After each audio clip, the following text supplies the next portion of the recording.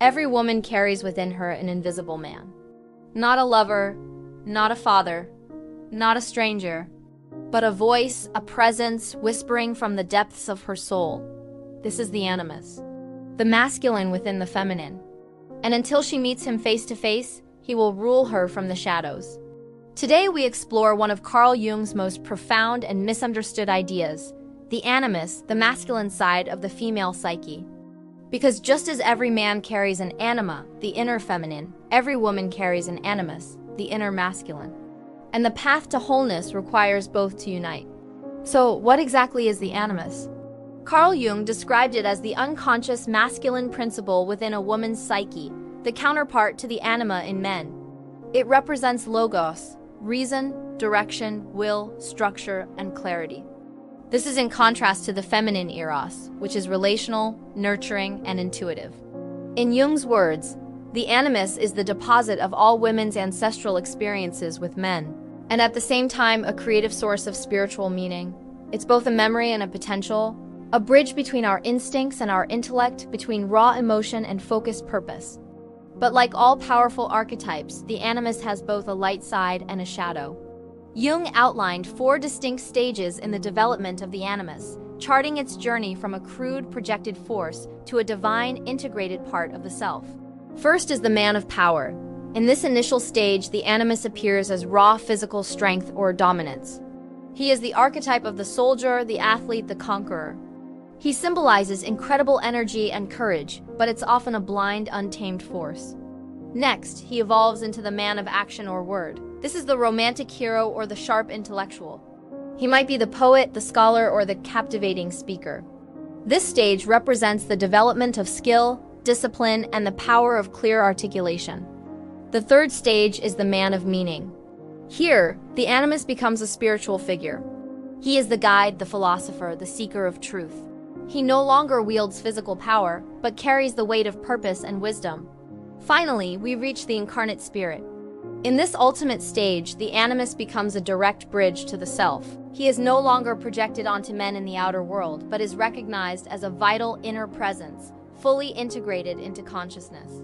It's this final form that truly unites a woman's inner world, merging her intuition with her direction, her feeling with her knowing. But what happens when the animus remains unconscious? It becomes a tyrant. It transforms into the relentless inner critic, that cold, logical voice that constantly dominates and diminishes you. It whispers things like, "You're not good enough. You must be perfect. You have to control everything." This negative animus manifests as rigidity, harsh judgment, and emotional detachment. A woman possessed by this shadow loses touch with her natural warmth, her intuition, and her ability to flow with life. Instead, she replaces them with rigid ideologies, constant arguments, and a desperate need for control. Jung warned that when the animus is projected outward, it shows up as an unhealthy fascination or even hostility toward men.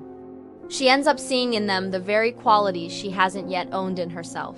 So she might seek salvation in a man's strength, or she might resent that same strength entirely. But either way, she remains bound to it, unable to find her own.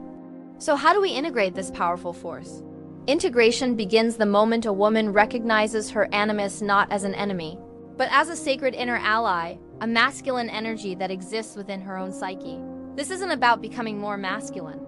It's about balancing the masculine and feminine energies that are already inside you.